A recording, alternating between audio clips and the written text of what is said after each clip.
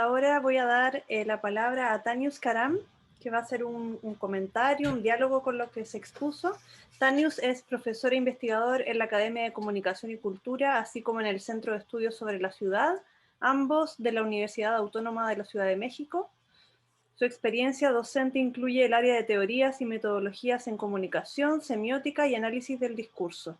Sus líneas de investigación han sido análisis del discurso, análisis semiótico aplicado al estudio de los lenguajes de distintos entornos comunicativos, teorías de la comunicación, historia de las ideas en comunicación, aplicaciones a la comunicación estratégica, análisis de culturas populares en relación con industrias mediáticas y de entretenimiento. Entonces, tenemos 10 minutos para que Tanius pueda hacer un comentario, un diálogo con los ponentes.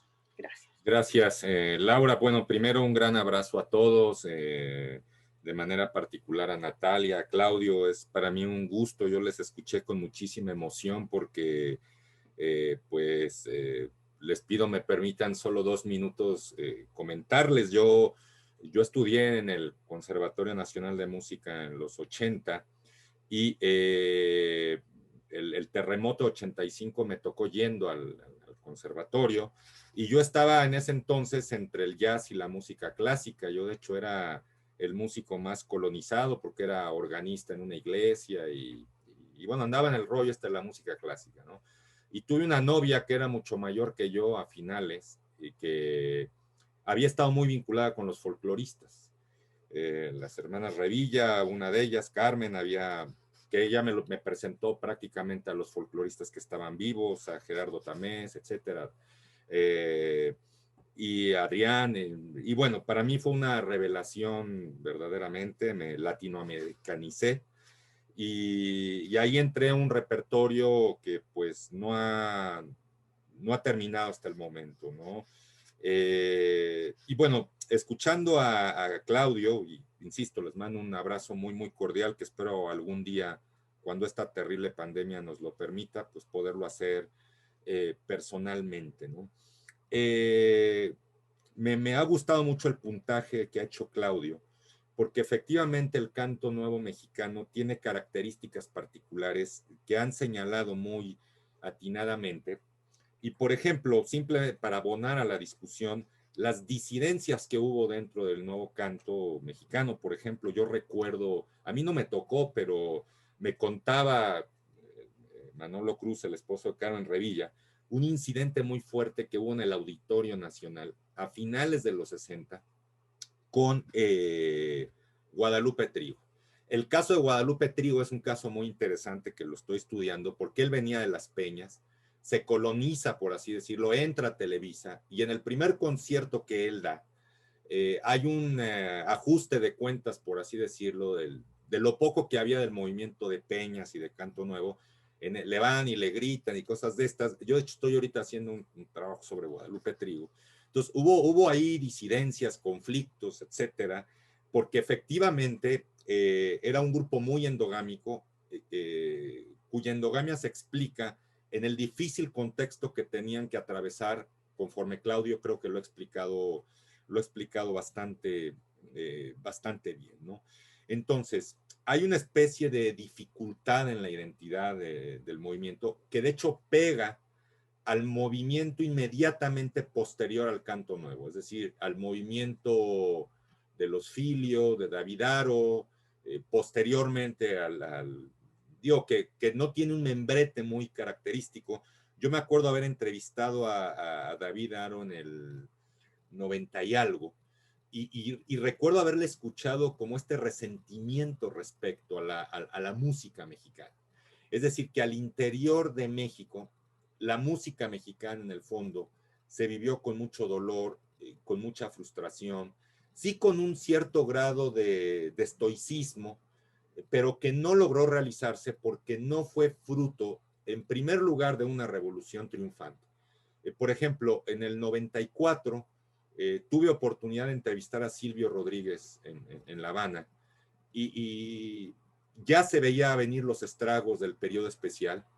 Y Silvio dijo en una de las frases más lapidarias, que de hecho cuando se publica esta entrevista en la jornada le da este título a la entrevista que hice con Eugenio Chávez en La Habana, Silvio Rodríguez, él dice: yo nunca seré un cantor de la derrota.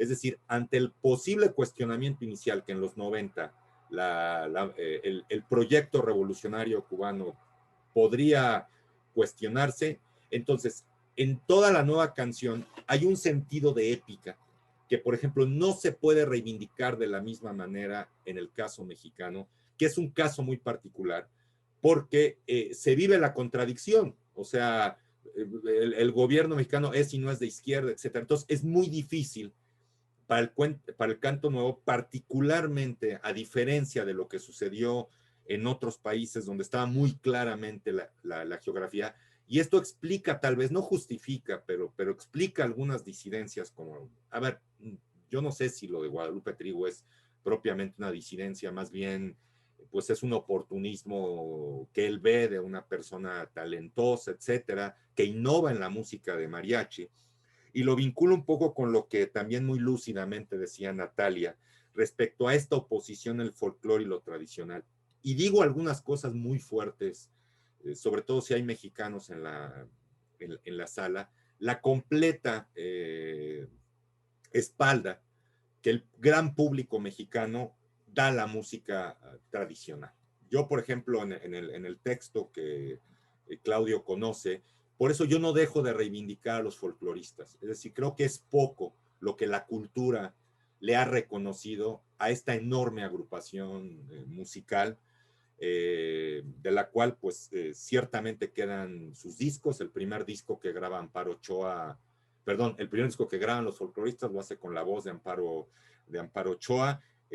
Ciertamente la reivindicación de estos cantantes ha sido poca. Yo, por ejemplo, hay géneros de música tradicional, por ejemplo, la música cardenche de la región de la Laguna, que conocí gracias a los folcloristas, y tantas cosas que conocí gracias a los folcloristas. Es decir, los folcloristas es más que música folclórica y música tradicional.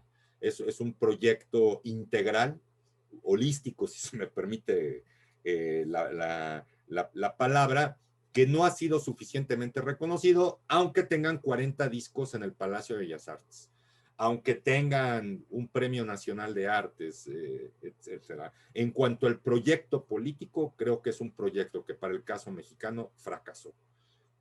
Y ese es un dolor que le queda a esa generación, y es un dolor que se ve en las generaciones, por ejemplo, incluso en la generación del 68, políticos tan impresentables como Pablo Gómez actualmente en el poder. Es decir, esa generación es una generación que a fin de cuentas, mal que nos pese, y perdón, me disculpo si hay mexicanos y esto podría ser motivo, pero yo no me quiero meter tanto a lo político, sino al vínculo entre lo musical y lo político. Y no es casual que esa generación inmediatamente posterior, que inicia con los Filio, con Aro, ay, se me va el nombre de este locutor de Radio Educación, que también es muy importante y que forma parte de esa generación, que ya falleció, que Eugenia León le grabó muchísimo. Emilio Bergengi, ¿no? No, Emilio era locutor, pero no era compositor. Marcial Alejandro. Exactamente, Alejandro, de apellido Alejandro. Donde si uno analiza la poética desde el punto de vista político de ya esta generación, ya es otra cosa. Toman una distancia, y que a mí en la entrevista que le hago a David Aro se refleja muy claramente que esa generación musical no se pudo remontar. Por ejemplo, ahorita estoy haciendo un trabajo sobre los géneros de la lírica popular en el siglo XX. Estoy analizando, pues, y en toda esta lírica popular que tiene momentos muy gloriosos en su innovación, sobre todo en la década de los 60, con Álvaro Carrillo, Vicente Garrido, y por supuesto Mario Ruiz Armengol, que para mí es el más importante. No hay esta mirada siquiera a los componentes sociales, etcétera. O sea, hay un replegarse hacia la intimidad con pequeños toques innovadores. En ese sentido, salvo excepciones que se puedan salir, el intento político-social en la historia del siglo XX de la música mexicana está principalmente en este arco que resumió Claudio, está principalmente en cantantes como Amparo Ochoa. Por ejemplo, yo por cuestiones familiares viajo mucho a Sinaloa y me sorprende la ignorancia que hay respecto a Amparo Ochoa, o sea, hablando, dando cursos con maestros, etcétera. No conocen a Amparo Ochoa y no lo puedo creer. Claro, hay también un componente, y llego penúltimamente a este tema, digo una cuestión más y termino. Hay un componente que tiene que ver con una cuestión generacional. Hay alguien que me decía, no, Tanios, es que esa cuestión es generacional. Digo, en mi caso, que tengo 55 años, no me toca la época dorada de la trova, sin embargo, por esta cuestión que les platicaba al principio, forma parte de mi educación sentimental y forma parte de mi cultura musical básica, y probablemente hay una cuestión ahí de tema generacional. Y termino con un aspecto que mencionaba Natalia, con relación a lo popular y al pueblo. Como ustedes saben, en los 80 hay una especie de antropologización de las ciencias sociales vía la influencia de los estudios culturales en América Latina, que modifican o extienden un concepto de lo popular. Por ejemplo, yo trabajando mucho la obra de Carlos Monsiváis, este famoso ensayista, para Carlos Monsiváis el concepto de lo popular es un concepto mucho más extenso, no restringido únicamente a sectores que están en una situación de reivindicación política o social.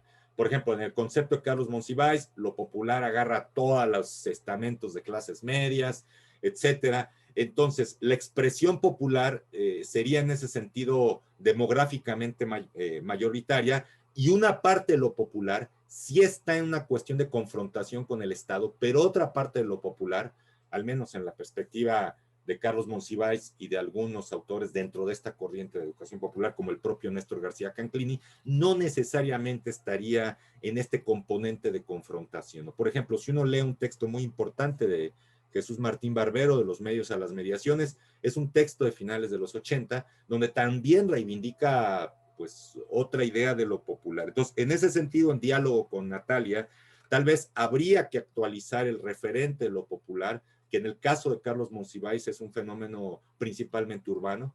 O sea, Monsiváis habla constantemente de lo urbano popular, y en lo urbano popular la relación con las industrias mediáticas es muy importante. En Monsiváis no hay consolidación de lo popular sin este vínculo con las industrias mediáticas y de entretenimiento, en la cual hay de todo. Hay una labor hegemónica, consolidada, etcétera, pero hay una labor también contrahegemónica, al mismo tiempo en la relación con los estudios de medios, ¿no? Y en ese sentido es posible identificar signos contrahegemónicos en el consumo aparentemente dominante, como por ejemplo este movimiento posterior al nuevo canto, donde está Aro, donde está Oceransky, donde está Delgadillo y todo ese tipo de cosas, que aunque podríamos decir que es una modalidad, es un régimen de producción hegemónico dominante, podemos hallar ahí algunos componentes que dialogan, no de la misma manera, pero que hacen un guiño, aunque no sea explícito, a lo que fue el canto nuevo, ¿no? Bueno, tendría más cosas que decir, pero no quiero extenderme por encima de los 10 minutos que me han dado. Reitero mi felicitación a Natalia, Claudia, ha sido muy emotivo, y bueno, ya será parte del diálogo, de la discusión. Por ejemplo, ahorita ya no me dio tiempo a hablar de Martín Barbero, que también hace algunas aportaciones a esta parte 80s, 90s, pero bueno, ya lo seguimos discutiendo, y pues felicidades a los organizadores. Muchas gracias, Tanius. Entonces damos paso a la última intervención de Ignacio Ramos Rodillo, que es doctor en estudios latinoamericanos por la Universidad de Chile, profesor e instructor del Centro de Investigación en Artes y Humanidades de la Universidad Mayor en Chile. Es investigador adjunto al Centro de Documentación e Investigación Musical de la Universidad de Chile y al Instituto de Etnomusicología de la Pontificia Universidad Católica del Perú. Ha desarrollado su producción académica y su docencia en torno a la historia de la música popular latinoamericana, con énfasis en el folclore del siglo XX desde una perspectiva transnacional, las políticas culturales y la teoría de la historia. Entonces, Ignacio, le invitamos a hacer un comentario, preguntas en 10 minutos. Gracias, Ignacio. Gracias, Laura. Bueno, para empezar, saludar a todos los colegas y amigos de la red, felicitar a Claudio y a Natalia, a Tanius también, por sus exposiciones y comentarios. Yo creo que tengo cosas bien puntuales que agregar, pero más bien tengo como inquietudes, preguntas. Para empezar, a mí me llama mucho la atención el hecho de que siendo México una gran nación latinoamericana, ya sobre todo en el contexto hispanoamericano, y siendo el país en donde está, probablemente junto con la Argentina, la mayor industria cultural de habla hispana en el continente, sea al mismo tiempo una escena tan pequeñita y tan desconocida. Ya, justamente, tanto el trabajo de Natalia como de Claudio permiten justamente vislumbrar estas, digamos, como las condiciones que a mí no me gusta jugar siempre a lo contrafactual, pero me parece un ejercicio interesante en este caso al menos, ¿ya? Las condiciones justamente que impidieron el desarrollo de una escena más grande. Eso justamente contrastando con el hecho de que México llegó a ser, sobre todo durante la segunda mitad de los 70 y durante todos los años 80, un país central en la conformación, la consolidación de la red internacional de nueva canción, de renovación folclórica, por su importancia estratégica, ¿ya? O sea, ahí estuvo la sede durante muchos años del Comité Permanente de la Nueva Canción, y por el hecho también puntual de que allí se exilió y encontró asilo político una buena cantidad de, no solo músicos, sino que artistas en general de la América del Sur. En el caso puntual, digamos, chileno, bueno, Ángel Parra, y el conjunto Yapu, digamos, que alcanzó su configuración actual, digamos, en ese país, básicamente. ¿Ya? O sea, para Chile, digamos, la escena mexicana es bastante más importante de lo que suponemos. Eso por una parte. Y eso tiene que ver también con el hecho justamente de que estamos ante una escena que tiene una configuración muy particular, y bueno, digamos, no es la idea siempre estar llevando el agua para la fuente de uno, pero en la relación justamente entre esta suerte como de renovación folclórica que acontece al interior del México y su relación con las escenas internacionales, digamos, ahí se da una génesis bien particular y que yo creo que Claudio logró explicar muy bien. El hecho de que México no solo es una escena particularmente pequeña en relación a su importancia, digamos, dentro de una gran industria cultural, sino de que es una escena muy, ¿cómo se llama? Muy sorprendente porque devela una serie de contradicciones que son bastante incomprensibles para quienes nunca hemos pensado México, pero sin embargo tenemos justamente la imagen de un país donde las contradicciones políticas son muy acentuadas, básicamente, sobre todo durante los gobiernos del PRI.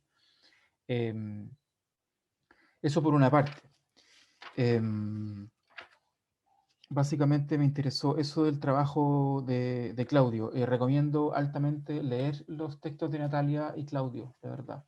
Los artículos que, digamos, son la base de estas exposiciones son muy informativos, tienen, digamos, plantean una serie de reflexiones que son súper interesantes para todo el panorama latinoamericano, finalmente.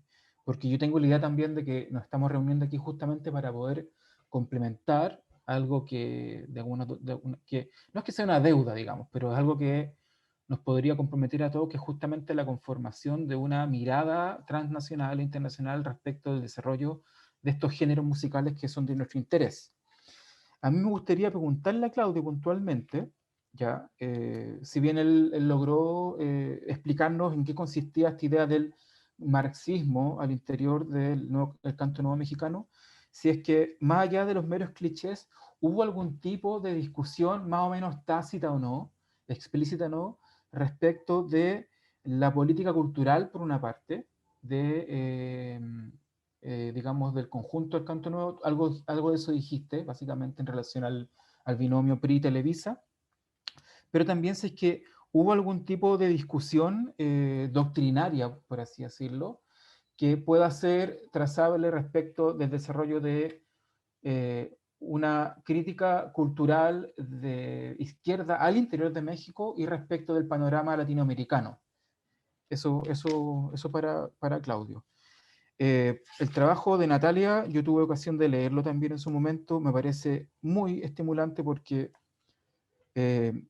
se aleja mucho de lo que yo hago, básicamente. Yo no tengo esas habilidades, digamos, de carácter más estético, analítica, por tanto siempre me parece muy estimulante porque también pone en juego una serie de verdades que son de naturaleza historiográfica, ¿ya? O sea, yo creo que sería muy difícil entender, por ejemplo, que Amparo Ochoa concita en sí una tradición musical tan larga, o sea, de hecho como centenaria, sin efectivamente poder ahondar en cuestiones que son de carácter más estético. Eso hablo estrictamente en un sentido personal.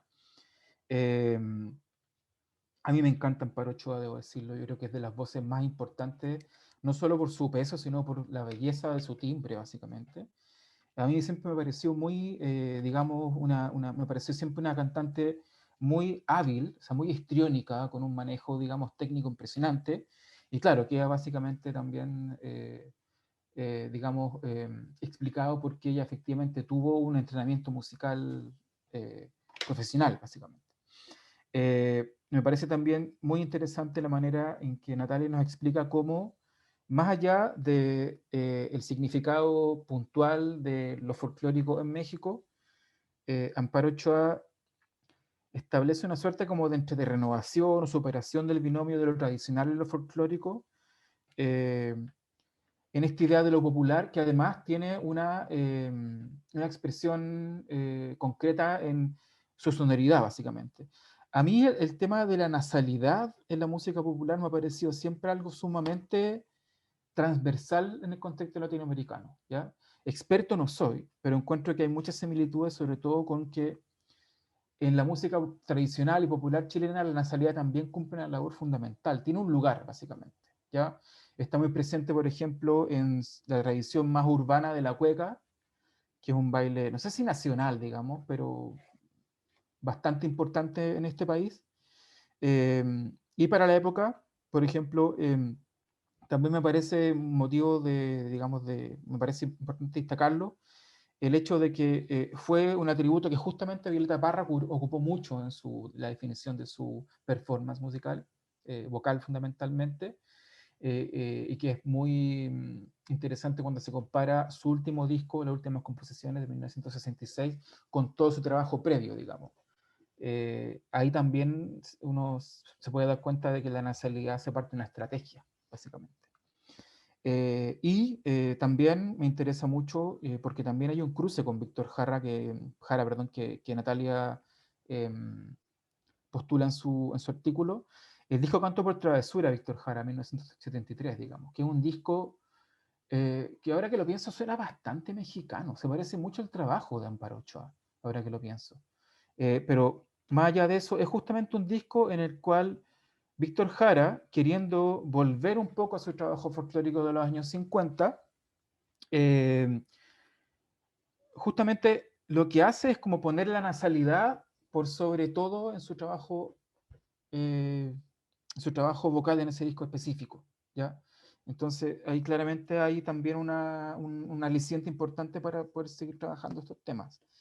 Eh, Eso fundamentalmente. Yo también quería destacar la contundencia del comentario de Tanius y quería también ahí, digamos, echarle más pelo a la sopa. Eh, que no solo en Chile, digamos, la generación de los 60, no solo en México la generación de los 60 eventualmente pudo haber claudicado o fallado, o etcétera, o convertirse en otra cosa. En Chile también aconteció, digamos. La nueva canción chilena, siendo una escena todavía muy importante en este país, es cuando en Chile se piensa en una relación entre música y política, casi instantáneamente se piensa en la nueva canción chilena. Pero sin embargo, desde 2019 en adelante, digamos, estamos viendo en Chile un proceso político inaudito. La nueva canción no ha estado, básicamente, entre otros motivos, porque conjuntos como Quilapayún, ya no sé cuál de los dos Quilapayún, pero probablemente los dos, los Inti Gimanis, ¿ya? Y personas como Isabel Parra han dado muestras justamente de un endurecimiento de sus posturas políticas, pero hacia la derecha fundamentalmente, ¿ya? Y eso no es ninguna sorpresa para nadie. Entonces, yo creo que básicamente tiene que ver no solo con una cuestión personal, sino que es claramente un efecto de, digamos, a esta altura no vamos a decir desaparición de la izquierda, pero claramente de declive de la izquierda que sufrió durante los años 90. Eso fundamentalmente. Estoy muy contento de haber podido participar de esta instancia, aprendí mucho, lo pasé muy bien. Así que nada, pues muchísimas gracias a todos y a todas, a todos. Gracias, Nacho. Bueno, ahora vamos a dar de vuelta la palabra a Claudio y a Natalia para que podamos iniciar un diálogo. Sé que hay algunas preguntas en el chat también, pero si les parece hacer unas pequeñas intervenciones para echar a andar la conversación y luego leemos las preguntas del chat. No sé quién quiere partir, Claudio o Natalia. Natalia. Yo nada más quería comentar que esa pregunta o sea, creo que pasársela a Claudio realmente, sobre por qué en un país con una industria cultural tan fuerte, ¿no? En su momento, bueno, aún ahora, esta escena ocupa un lugar tan pequeñito. Entonces yo creo que Claudio lo respondió, pero quisiera que él ahondara un poquito más en eso, que tiene que ver con lo subterfugia que fue esta escena, ¿no? Bueno, quizás responder a esa pregunta un poco, Natalia y los demás, con lo que tú mencionabas de la falta de investigación académica sobre el movimiento, ¿no? Que como de pronto yo crecí en ese movimiento pues de niño y como que asumía que había miles de libros que hablaban del movimiento, ¿no? Y asumía que había muchas tesis doctorales. Y hace mucho, bueno, hace ¿qué? 5 o 6 años que empecé como a tratar de aprender, ¿no? Porque mi acercamiento al canto nuevo es un acercamiento personal, pero de pronto hubo un momento en el que dije, no, yo quiero saber qué pasó, realmente, quiero que me cuenten la historia. Y fue cuando me di cuenta de que ha habido un vacío académico en el canto nuevo, ¿no? Y después, pues, un vacío en la cultura popular, eso no sé, porque se ha escrito mucho sobre el canto nuevo en México. Hay infinidad de artículos en revistas, en periódicos, con el internet hay una cantidad de blogs y de notas sobre el canto nuevo mexicano. Lo que sí es que está muy desordenado, ¿no? Parte de la idea de hacer este libro muy general, ¿no? Como un panorama general del canto nuevo, es tratar de poner un poco de orden en esto. Las razones por las cuales hay este vacío, no sé. Yo creo que la hegemonía del PRI fue importante, ¿no? El hecho de que pues el PRI decidía lo que se enseñaba durante muchos años en los libros de texto de la SEP, escribió la historia oficial, y aunque el canto nuevo es cercano al PRI, ¿no? Como expliqué, hay una relación muy, muy compleja que a veces me imagino que a la gente que está fuera de México le cuesta trabajo entender, y yo creo que a los mexicanos también nos cuesta trabajo entender, ¿no? Por algo Vargas Llosa llamó al PRI, a México del PRI, la dictadura perfecta, ¿no? Yo creo que eso hay que tomarlo muy, muy,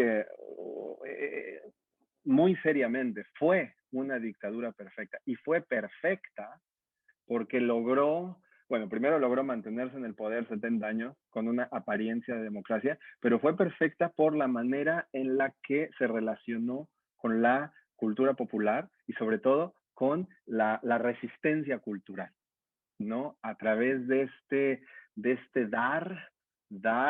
abrir un poco espacio, crear una idea de que había democracia, de que había tolerancia, y la había, ¿ok? Pero había líneas que no se podían cruzar, ¿no? O sea, uno podía ser crítico. Recibí varias preguntas en el chat privadas, y una de ellas era de por qué los artistas los contrataba el FONAPAS o la SEP, o por qué tenían estos apoyos gubernamentales, ¿no? Pagados con dinero público para que Amparo o Gabino o varios artistas se fueran por todo el país a cantar lo que cantaban, ¿no? Y yo creo que hay que entender que en México, aunque hubo guerrilla durante la guerra sucia, ¿no? En los 60s y 70s, hubo guerrilla, y el PRI se encargó de apagar esa guerrilla de manera brutal, ¿no? Entonces, siempre que había movimientos que podían seriamente representar un peligro, el PRI se los acabó. ¿Ok? Pero luego había movimientos como el Canto Nuevo que no tenía, o sea, puede crear un discurso alternativo, pero en realidad el Canto Nuevo no va a tumbar al PRI. Y el PRI sabía muy bien que estos artistas podían cantar canciones revolucionarias, pero que en realidad eso no iba a producir algo que pusiera en peligro al PRI. Cuando los artistas cruzaron la línea, como por ejemplo Judith Reyes, ¿no? Sobre todo durante el movimiento estudiantil, el PRI respondió, ¿no? El PRI respondió con violencia. Pero en realidad creo que en México se toleró al Canto Nuevo, el Canto Nuevo estuvo ahí resistiendo al PRI, la gente cercana al movimiento quiere mucho al Canto Nuevo, se identificó con el Canto Nuevo y el Canto Nuevo es importantísimo para un sector de la población mexicana, ¿no? En su historia afectiva es muy, muy importante. Pero en la mayoría de la población en México, o sea, porque mucha gente en México ni siquiera se ve a sí mismo como perteneciendo a un país en el que había una dictadura, ¿no? O sea, mucha gente pasó durante esos años y el Canto Nuevo pasó para ellos sin pena ni gloria. Entonces creo que a diferencia de lo que pasó en Cuba, a diferencia de lo que pasó en Argentina, en Chile, en Uruguay, el Canto Nuevo no entró en la narrativa afectiva de la nación, ¿no? Si los chilenos ven a Violeta, bueno, Violeta antes, ¿no? Pero ven a Víctor Jara como un héroe, bueno, no todos los chilenos, pero nosotros y los chilenos que comparten cierta ideología, ven a Víctor Jara como un héroe y los argentinos ven a Mercedes como una gran heroína y los uruguayos a Biglietti, ¿no? Los ven porque estas figuras aparecen en este contexto de pelear contra la dictadura, del exilio, de salir, de desaparecidos, ¿no? Y vuelos de la muerte y todo esto. Desde una perspectiva emocional, eso es muy fuerte. En México, ¿no? O sea, en México, 68 fue importante, pero nuevamente, algo que me he dado cuenta es que en la burbuja en la que nosotros nos movemos, pues sí, el 68 es crucial, ¿no? Es un gran evento, es una gran ruptura y no podemos no hablar del 68. Pero en México a la mayoría de la población, bueno, sabrán que pasó algo en el 68, pero no hay un soundtrack ahí. Entonces yo creo que ya estoy un poco cantinfleando, pero creo que en México sí el contexto hizo que este movimiento no sea tan presente, sobre todo en el lado afectivo, ¿ok? Y si no es relevante emocionalmente para la gente, pues entonces no va a haber interés. Los académicos no lo van a querer investigar y no se va a hablar tanto, ¿no? No sé, a lo mejor estoy cantinfleando, Tanius, y creo que puede complementar esto. Lo único que quería es que me llegaran 2 mensajes y aquí vi otro mensaje y creo que también Nacho habló de esto, ¿no? Y creo que es importante aclarar porque me han preguntado, ¿por qué parar en 1988? ¿Por qué poner como esa fecha tan categórica, ¿no? Y yo sé que eso es una decisión difícil, porque es como preguntar, ¿cuándo se acabó la nueva canción? ¿No? Pues hay gente que dice, no, pues no se acabó. Estamos en 2021 y ahí sigue la nueva canción, ¿no? Pero bueno, desde una perspectiva histórica y si uno quiere contar la historia del movimiento, pues tiene que poner un fin, ¿no? Por lo menos, si no al movimiento en su totalidad, al momento en el que el movimiento fue relevante o fue más relevante, ¿no? Yo creo que tanto la nueva canción como el Canto Nuevo en México estos movimientos son como la trama sonora de la Guerra Fría, ¿no? El discurso que está ahí metido es un discurso de esta lucha del socialismo, capitalismo, del socialismo contra el capitalismo, del comunismo contra el capitalismo, o de ciertas ideologías muy definidas. Y con la caída del muro y con el colapso del bloque soviético, con el fin de la Guerra Fría, que luego dio origen a nuevas guerras y a nuevos conflictos y a nuevas ideologías, con el fin de la Guerra Fría se pierde como el sustento ideológico de este movimiento. Ahora, obviamente esto no es categórico, ¿no? Yo estoy tomando el fin de la Guerra Fría y sobre todo el 88 en México como, porque es el fin del sexenio de Miguel de la Madrid, es el fraude electoral que impide la entrada de Cuauhtémoc Cárdenas al gobierno, que hubiera sido el primer gobierno de izquierda, hubiera sido el fin del PRI, hubo este fraude, y eso para la gente del Canto Nuevo fue, o sea, fue como una estocada, ¿no? Es como, otra vez PRI, y luego, se cae el muro, se acaba el socialismo, ¿no? Y aunque Cuba quedaba, y aquí es a lo que me referí en la charla, el público del Canto Nuevo sigue apoyando al Canto Nuevo con los mismos principios que en los 80. Entonces el movimiento sigue, y cuando hacen estos conciertos, ¿no? Hace poco en México con Gavino y con Inti Illimani, los 40 años, los mismos sueños, pues obviamente para esta generación esto sigue. Pero desde una perspectiva académica, me parece que es necesario poner un fin y que luego a uno le discutan ese fin, ¿no? Pero como una manera de frame, de enmarcar al movimiento, ¿no? Es cierto que después vino el movimiento zapatista en 1994 y esto da un nuevo aliento, ¿no? Y de pronto Gavino vuelve y los folcloristas ahí están, y León Chávez Teixeira y todos, ¿no? La gente que había estado un poco relegada vuelven a la escena pública. Claudio, pero te quiero interrumpir un momento para que agarremos las últimas preguntas que estaban puestas en el chat. Sí, antes ya, de perdón. que acabamos. Sí, entonces ya. No, está súper.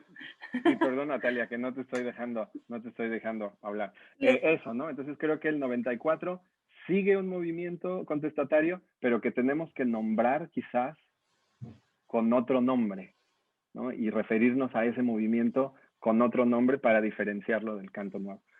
Perdón, ya. Natalia, ¿te parece si leo las últimas preguntas y luego te doy el pase para que vayamos redondeando? Quiero tomar un par de ideas que están en el chat, agregar una propia y ver si así podemos hacer la conexión entre lo que estaba pasando en México con artistas mexicanos y también con artistas de otros lugares. Bueno, te preguntan en el chat si puedes ahondar un poco, Natalia, en la relación entre Amparo Ochoa y Gabriela Pizarro. Por otra parte, Ignacio comentó también las relaciones entre los chilenos y los mexicanos. Yo misma he trabajado el caso de Iyapu. Me gustaría saber si alguno de ustedes tiene, incluso Tanius, alguien podría comentar un poco qué pasa con la presencia de Iyapu o con la presencia de uruguayos, ¿cierto? Sé que Marita quiere hacer un comentario también. Vi en la presentación de Claudio que en algunos de los afiches estaba el Grupo Sur, y por lo que tengo entendido el Grupo Sur era un grupo conformado por músicos de diferentes naciones, un chileno, un argentino me parece.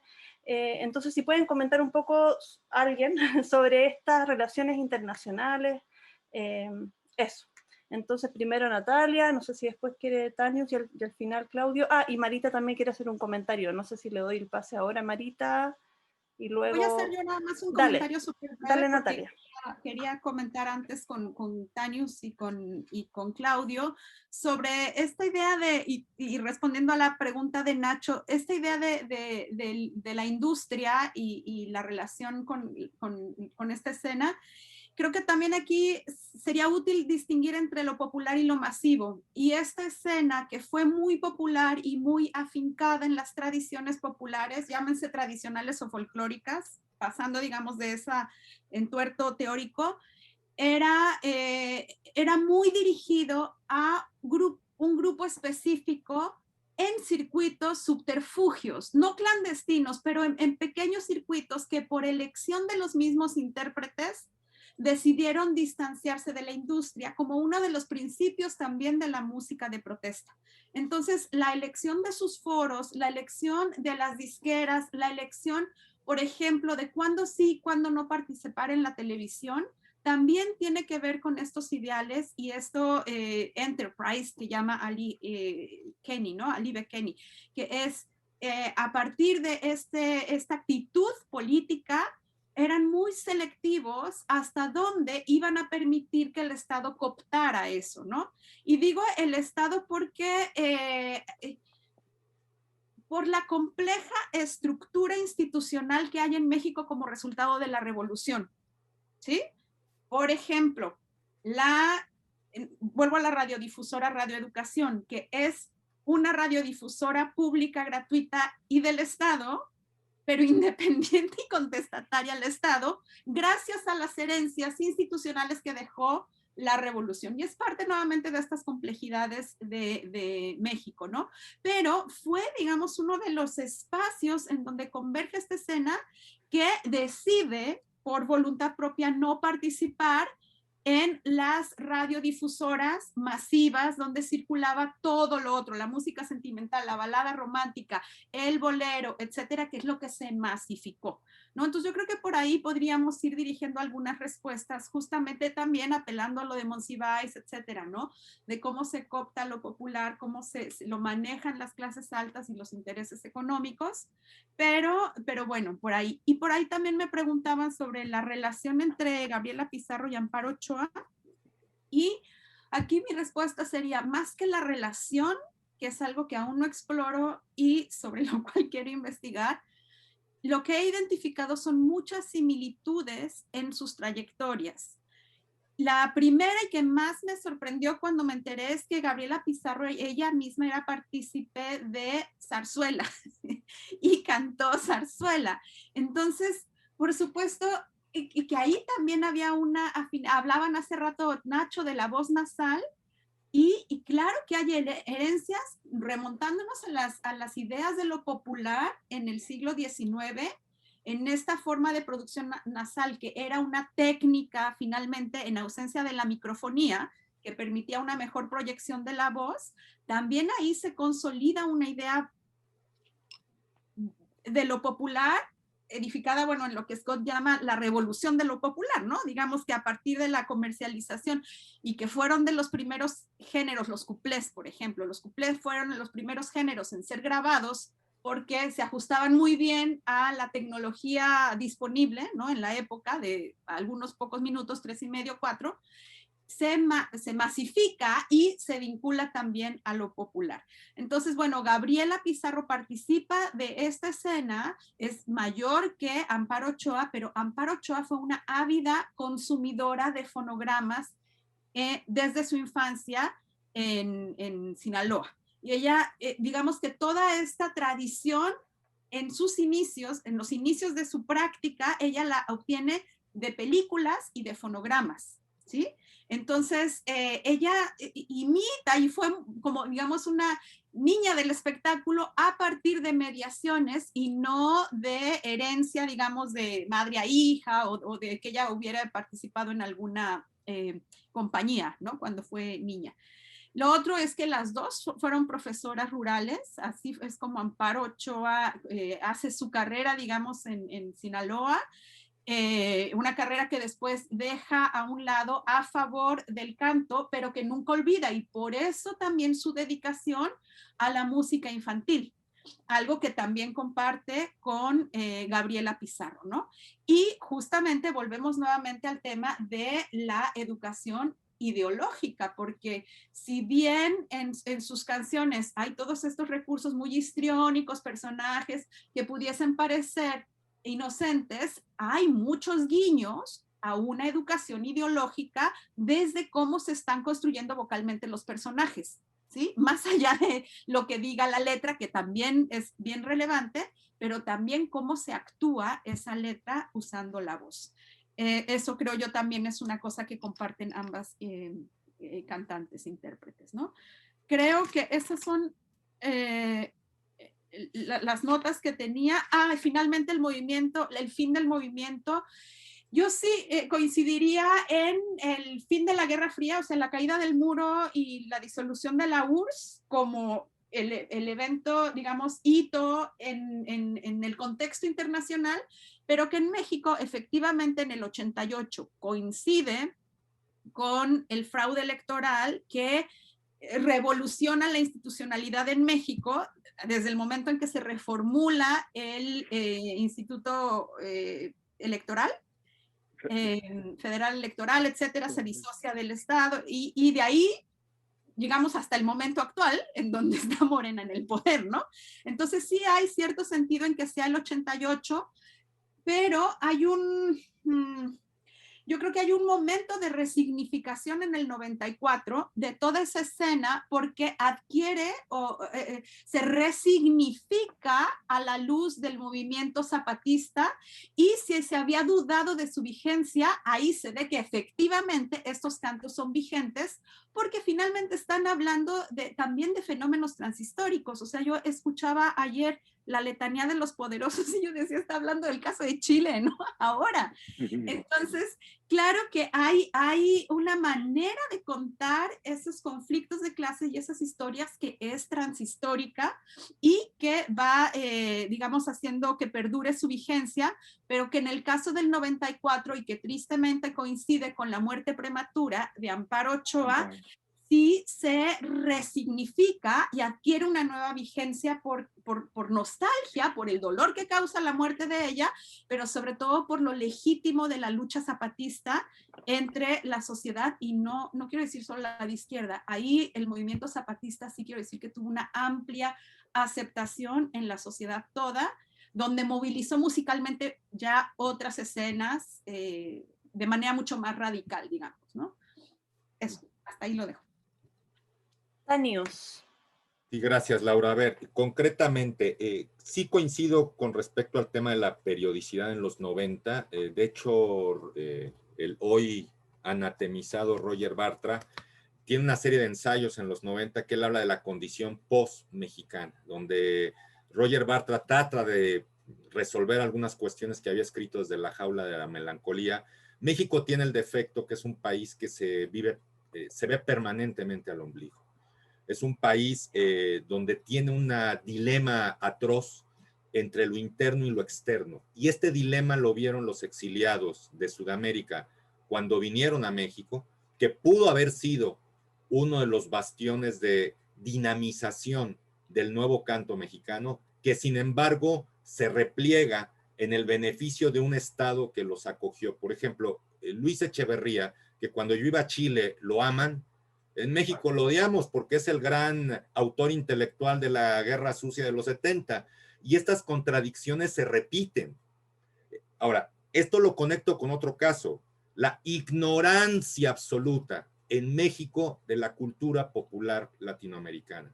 México sigue siendo cerca de Dios y lejos de América Latina. En su cultura popular, tú sal a la calle a hacer un examen básico, es atroz. Yo voy a la Plaza Garibaldi, músicos desafinados, voy a las iglesias, gente que canta cosas muy raras. Es decir, hay una desconexión anímica mucho más profunda, creo yo, pero que bueno, subrayaría otro componente que explica la marginación del canto nuevo, es su carácter eminentemente urbano. Es decir, el canto nuevo creo que no resonó con comunidades agrícolas, campesinas, ni siquiera indígenas, porque el fenómeno del 94 con el movimiento zapatista es un fenómeno que tiene otra composición transclasista, transgeneracional, etcétera, sumamente valiosa. Pone el tema indígena que en México ha estado apagado. Solo para darles una idea, en México, en la literatura, no hay un Arguedes como lo hay en Perú. Es decir, la literatura mexicana no tiene esa evasión, a pesar de que el 15% de la población es indígena. Hay un problema literario con el tema indígena, que no hay un movimiento como sí lo hay en Guatemala, en Perú, en Bolivia, por supuesto, etcétera. Entonces, este carácter urbano, clase mediero, universitario, restringe el espacio particular. Por ejemplo, la famosa peña que tenía el Negro Ojeda, Lenoir el Negro, creo que se llamaba. El Negro. El Negro. C Negro. Estaba en un barrio de clase media, etcétera, y las causas por las que después lo quitaron, pues fue ahí una mezcla medio de político y problemas con los vecinos y cosas de estas. Hoy día hay otra peña, digamos, quizá la más importante, al menos en la Ciudad de México, están en barrios de clases medias, no están en la periferia. Ahora, ¿cómo operó la dictadura perfecta? Bueno, eso sería otro tema, pero desde el punto de vista mediático, por supuesto, la complicidad que había entre las industrias privadas y el poder. si bien había medios públicos, los medios públicos operaron de manera muy débil, completamente marginal. O sea, coincido, por ejemplo, lo que Claudio decía respecto a la habilidad del régimen para dejar pequeños bastiones de aparente tolerancia. Por ejemplo, en la presunta cantidad, México es un país en el que hay muchas estaciones de radio, por ejemplo, pero lo que no se dice es que son bastante iguales entre sí. Y, por ejemplo, la parte contrahegemónica que hubo en México a partir de los 70 no siguió con vida propia en el canto nuevo, y algo se fue al rock. Es decir, pero en el rock también hay contradicciones. Por ejemplo, tengo yo un texto sobre Alex Lora, el vocalista de Tri, que por una parte es aparentemente contracultural, pero por otra parte, pues es profundamente machista, misógino, patriarcalista, etcétera. Entonces, es cierta contradicción de un rock con excepciones, pero principalmente masculino y patriarcal también, pero ahí también podemos encontrar visos de crítica política, por ejemplo, en el rock de los 90 en México, con Molotov y otro tipo de grupos, que sí hacen una crítica política, que obviamente el nuevo canto tampoco innovó musicalmente, se quedó de alguna forma, con excepciones, por supuesto, con excepciones. Y una última cosa más que quería mencionar, que se me va, pero ya para no tener tiempo, eso digamos a bote pronto. Muchas gracias, Tanius. Entonces ahora le doy la palabra a Marita, que quería hacer un comentario, y luego vamos a cerrar con Claudio. ¿Les parece? Y un comentario muy breve. ¿Me oye? ¿Sí? Marita. Para todos. No, había algo que me llevó a la reflexión. Cómo en Uruguay hay un México imaginado, que no es el México que ustedes sienten con todo el conflicto interno, ¿verdad? Es el México que acogió a tantas personas que corrían peligro aquí, que es el México en cuya embajada saltaba la gente de la reja y salvaba la vida porque lo recibían, ¿verdad? Y que recibió a figuras como Alfredo Zitarrosa o como a todo el Teatro del Galpón entero, ¿no? La institución teatral del Galpón, que fue uno de los baluartes de resistencia en Uruguay, entera migró hacia México y fue recibida allá. Entonces, por un lado eso, desde aquí, en los años de dictadura y aún después, bastante después, México era sentido así, más allá de todo lo que una élite pudiera saber de la interna complicada de lo que era México. Por otro lado, mencionar, también muy corto, que en Uruguay sí eran muy conocidos, tres fundamentalmente. Amparo Ochoa, muy conocida. Claro, tenemos que diferenciar como niveles, ¿no? El nivel, obviamente, donde más se consumía un canto de protesta latinoamericano, no estaban tan presentes estas figuras mexicanas, sino obviamente las argentinas, chilenas, por razones obvias de proximidad y de compartir ciertos repertorios.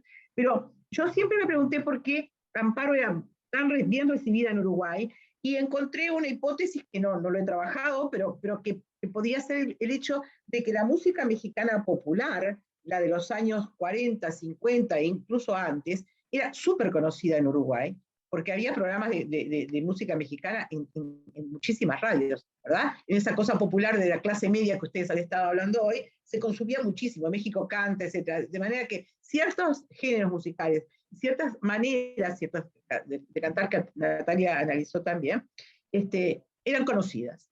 Entonces, en orden, yo diría, y esto es un poco la experiencia casi personal, porque no lo he trabajado el tema en profundidad, pero sí me he ocupado de hacer un poco de una especie de inventario de cuáles eran las figuras de los distintos países presentes en Uruguay.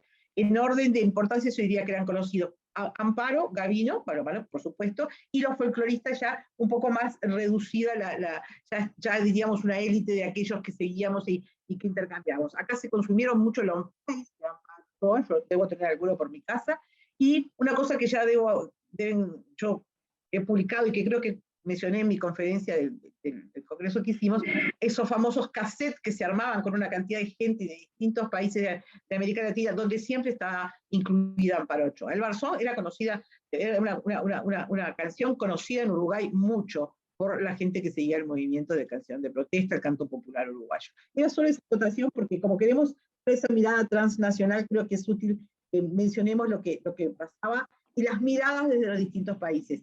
todos los afiches de las actuaciones de Citarrosa en México están guardados en el Teatro Solís, seguidos en préstamo por la familia, y ese es un punto que tengo, de las 1000 cosas que tengo pendientes de hacer y que ahora por 1 año y medio no los he podido mirar porque todos esos archivos han tenido que cerrarse por la pandemia. Pero ahí hay un material importantísimo de todo lo que hizo Alfredo, y hay muchos, mientras hablaba Claudio, yo miré rápidamente mi teléfono porque recordaba varios artículos periodísticos sobre la recepción de Alfredo en México y la idea que llegó a partir de esa recepción en Uruguay. Nada más era eso, y gracias por las 2 magníficas intervenciones. Claudio, ¿quieres agregar algo? Sí, pues rapidísimo, Marita, gracias. Y yo creo que sí hay muchísimo espacio para la relación Uruguay-México. Sabes que no solo en la música, sino que en México también estaba Carlos Falleiro, que es un ilustrador que hizo... Sí, el artículo que... Exacto. El artículo que estoy mirando te lo puedo mandar. Sí, es de Pacheco hablando de... Perdona. Voilà, ¿no? Como la iconografía del canto nuevo en México, yo creo que él es una figura importante. Entonces, solamente, ya para terminar. Claudio, el artículo que mencioné es sobre Palleiro y su actuación en México. Te lo puedo enviar. Claro, pues ahí. Pues invitarlos a todos, ¿no? Primero a que no se crean esa historia del PRI como este régimen que recibió a todo el mundo, ¿no? Hay un verso, un refrán que es de farolito de la calle, oscuridad de la casa, ¿no? Sí, claro. Yo creo que la dictadura perfecta hizo de una manera brillante, pues más no brillante, macabramente brillante, crear esta imagen, ¿no? La política exterior de México en esta época a veces sorprende y uno, o sea, casi que uno no la puede criticar, la política exterior, recibir a los exiliados, no romper relaciones con Cuba y todo eso.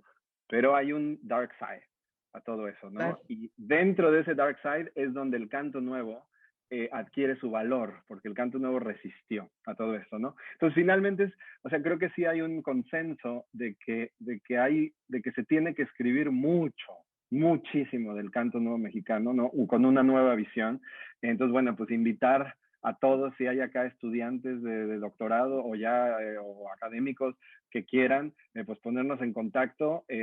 Ahorita este libro, pues es un proyecto de libro, una monografía, pero la idea es después sacar un libro, un volumen editado con artículos del canto nuevo, ya sea transnacional o solamente en México.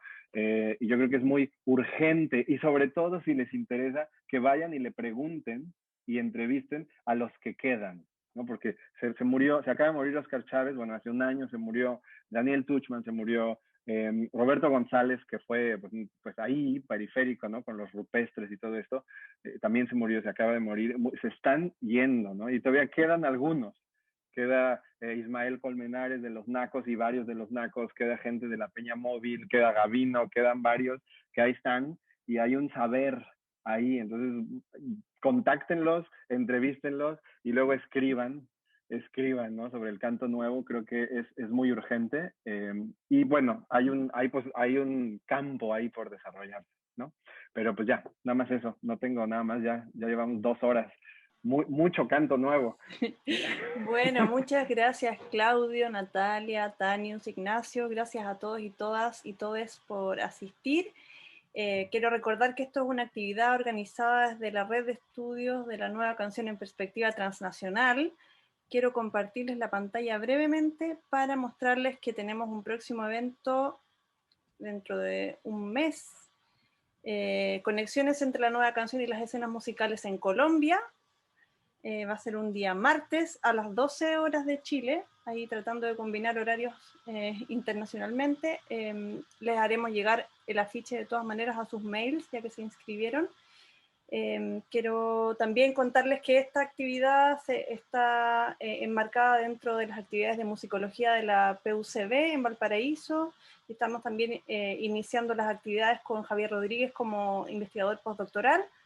No sé si se me olvida algo, Javier, Estefano, alguien más de la red que quiera decir algo. No, creo que está perfecto. Súper, sí. Ya, muchas gracias a todos.